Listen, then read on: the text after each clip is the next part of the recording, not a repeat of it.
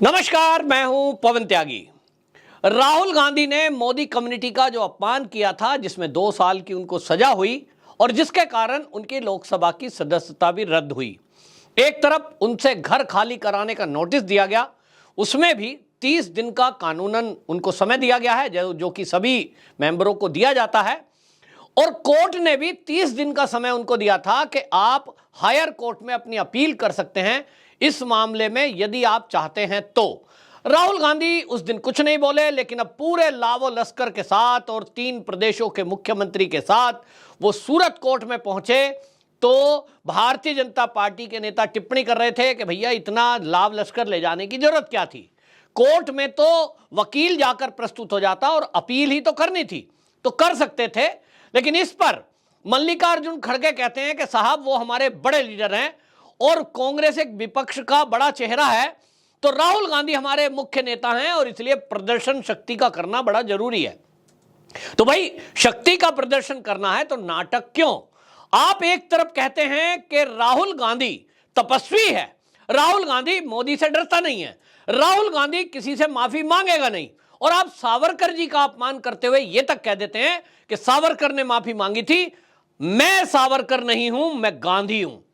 तो भाई अब गांधी जी आप डर क्यों रहे हो? क्योंकि आप गांधी भी ओरिजिनल नहीं हो। गांधी अगर वो होते, मोहनदास करमचंद गांधी होते, तो शायद वो माफी ना मांगते और पहली बात तो वो किसी कम्युनिटी का अपमान भी ना करते। लेकिन आपने सरनेम गांधी का तो लिया, लेकिन उनके गुण नहीं लिए। उनके गुण भी लिए होते तो आपको पता लगता कि किस तरह से वो जातिवाद मिटाने के लिए मोहनदास करमचंद गांधी ने इस देश में एक क्रांतिकारी काम किए थे। किस तरह से वो दलितों के मोहल्ले में जाते थे, किस तरह से वो सफाई कर्मचारियों के मोहल्ले तक में जाते थे, ताकि देश ये समझे कि हम सब एक हैं।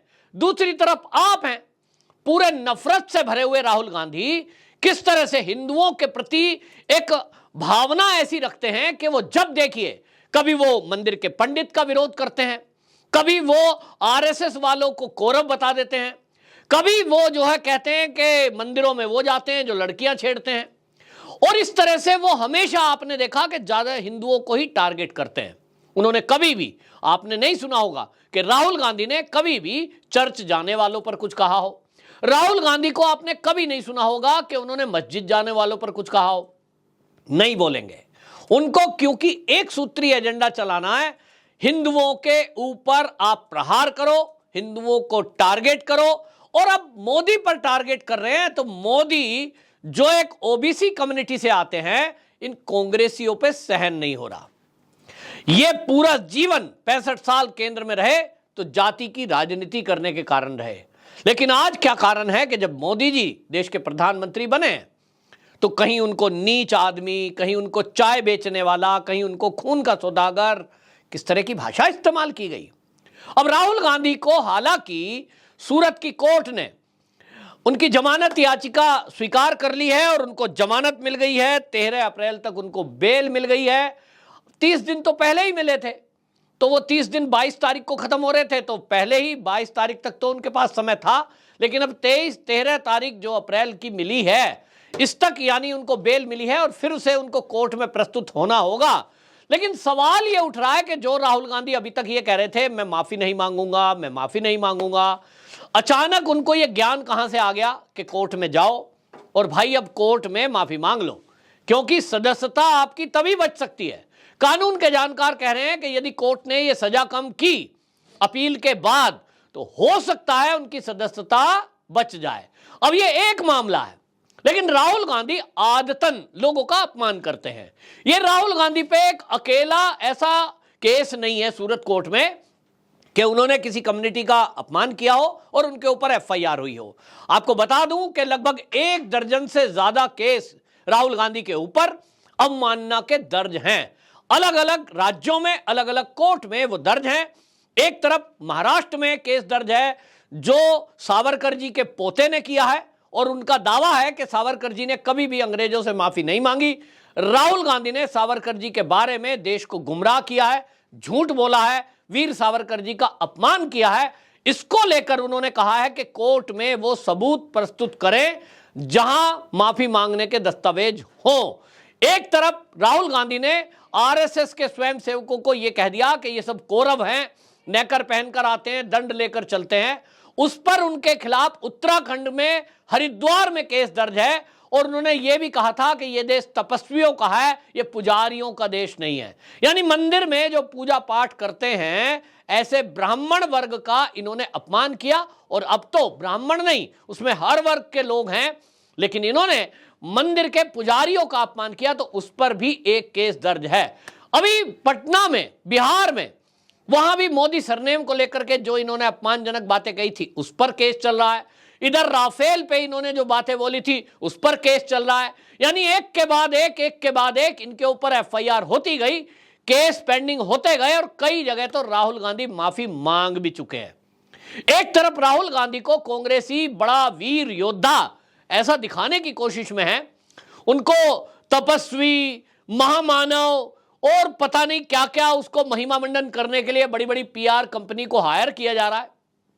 उनको यह दिखाया जा रहा है कि यह मोदी को चुनौती देने वाला एकमात्र ऐसा नेता है जो 2024 के लोकसभा चुनाव में मोदी जी को हरा सकता है। एक तरफ वो ये दिखाने की कोशिश करते हैं और दूसरी तरफ होता यह है कि जब वो बोलते हैं तो सोचते हैं नहीं, और जो सोचते हैं तो वो बोलते नहीं, और इसलिए कुछ ना कुछ ऐसा कर गुजरेंगे जिसके कारण अपमान झेलना पड़ता है। आज वो कोर्ट में गए हैं, सजा कम होने का सवाल नहीं है अगर वो माफी ना मांगे। कानून के जानकार कहते हैं कि सॉरी तो बोलना पड़ेगा, माफी तो मांगनी पड़ेगी। अब सवाल यह है कि कांग्रेसी उनको अभी तक चने के झाड़ पे चढ़ा रहे थे कि साहब आप माफी बिल्कुल मत मांगना, आपके पास तो बड़े बड़े वकील हैं, ये तो तुरंत आपको बाइज्जत बरी करा देंगे। तो भाई देश का कानून सबके लिए लागू है। अगर आप राजीव गांधी के बेटे हैं, यदि आप किसी देश के प्रधानमंत्री के बेटे हैं, भतीजे हैं, भाई हैं, तो क्या आपके लिए कानून अलग होगा? अवमानना का केस है, अवमानना के केस में जो कानून किसी भी आम आदमी पर लगता है वही तो सांसद पर लगेगा। तो आप बिना माफी मांगे सजा कम कराना चाहते हैं, यह कैसे हो जाएगा? और अगर ऐसा हुआ तो फिर तो देश के अंदर से सवाल उठेगा कि भाई ये जो राजनीतिक दल के नेता हैं, क्या इनको कोई भी अपराध करने की छूट है? ये अपराध करें तो कोर्ट इनके अपराधों पर अलग से सुनती है, इनके लिए कुछ सजा कम है, जबकि होना तो ये चाहिए कि जो कानून के जानकार हैं, या यूं कहें सांसद तो कानून के बनाने वाले हैं, तो कानून के बनाने वाले हैं, इनको तो सजा ज्यादा होनी चाहिए। हमारे सनातन संस्कृति में पहले तो ऐसे ही होता था कि जो कानूनों के जानकार हैं, विद्वान हैं, उनके लिए सजा ज्यादा और जो जानकार नहीं है उसके लिए सजा कम। तो राहुल गांधी के लिए भी सजा होनी ही चाहिए, ऐसा पूरे देश का मानना है। इस पर एस जयशंकर जो हमारे विदेश मंत्री हैं, उन्होंने भी टिप्पणी की कि हम ये जो राहुल गांधी हैं ये विदेशों में जाते हैं और जिन देशों से मदद मांग रहे हैं कि वो भारत में लोकतंत्र की रक्षा करें, उन देशों में हो क्या रहा है? खुद के लोकतंत्र को बचाने में वो लगे हुए हैं, वहीं बचा लें तो काफी है। दूसरी तरफ उन्होंने कहा कि कुछ देशों की आदत है कि उनको दूसरे देशों में इंटरफेयर करना है, उनके देश में क्या हो रहा है वहां वो देखते नहीं और दूसरे देशों में इंटरफेयर करते हैं, वो उनकी पुरानी आदत बनी हुई है। उनको लगता है कि हम जो कहेंगे दुनिया उसी को फॉलो करेगी। लेकिन एस जयशंकर जी ने कहा कि अब वो समय नहीं रहा, अब हमारा भारत आत्मनिर्भर भारत की तरफ बन रहा है और आज अपने फैसले खुद ले रहा है। आत्मनिर्भर भारत है, आज अमेरिका हमें क्या गाइड करेगा हम माने ना माने, आज कोई देश हमें क्या कहता है इसकी चिंता हम नहीं करते। और इसीलिए एस जयशंकर जी ने जो टिप्पणी की कि भाई आपके राहुल गांधी जिस तरह की बातें करते हैं और वो अशोभनीय है, किसी भी देश से वो मदद मांग रहे हैं उसका कोई कारण नहीं है। लेकिन इस पर भी हमने देखा कि शशि थरूर जो कांग्रेसी है वो कहते हैं साहब एस जयशंकर साहब तो खामोखां इस तरह की बातें कर रहे हैं, वो ज्यादा तूल दे रहे हैं। मतलब आप देश के एक बड़े विपक्षी पार्टी का चेहरा और देश के सांसद, अब तो सांसद नहीं है लेकिन जिस समय राहुल गांधी कैम्ब्रिज गए थे तब तो सांसद थे, आप सांसद हैं और किसी विदेश की धरती पर जाकर आप ये कहें कि आप हमारी मदद करो, हमारे देश में तो लोकतंत्र नहीं है, तो यह शोभनीय है कि अशोभनीय है? ये शर्म की बात है। और इस शर्म की बात पर कांग्रेसी सॉरी बोलने के बजाय राहुल गांधी को बचाने में लगे हुए हैं। क्या कांग्रेस में कोई ऐसा नहीं है जो झूठ को झूठ और सच को सच बोल सके, जो गलती बता सके?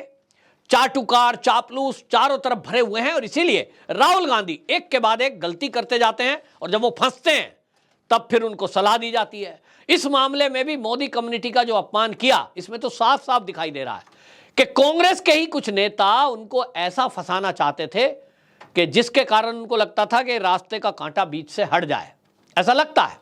और इसीलिए आप देखिए लोकसभा की जो उनकी सदस्यता गई है, इसमें लोगों को लग ही रहा होगा कि 2024 में चलिए एक रास्ता साफ हुआ। लेकिन अब देखना होगा राहुल गांधी को जो राहत मिली है कोर्ट से। अब राहुल गांधी जिस तरह से लाव लश्कर के साथ पहुंचे हैं, अपनी बहन के साथ पहुंचे हैं, तो उनका मूड क्या था? क्या वो इसमें दिखाना चाह रहे हैं कि मैं बहुत महान काम करके आया हूं, मैंने एक ओबीसी कम्युनिटी का अपमान किया, उन सबको चोर बोला, तो भाई कल को मैं जो है ब्राह्मणों को चोर बोल दूंगा, कल को मैं जाटों को भी चोर बोल सकता हूं, कल को मैं त्यागियों को भी चोर बोल सकता हूं, क्योंकि मैं एक प्रधानमंत्री का बेटा हूं। तो क्या प्रधानमंत्री का बेटा है तो किसी का भी अपमान करने का सर्टिफिकेट मिला है? देखते हैं राहुल गांधी माफी मांगते हैं या फिर अपनी उसी जिद पर अड़े रहते हैं कि मैं सावरकर नहीं हूं, गांधी हूं। वंदे मातरम।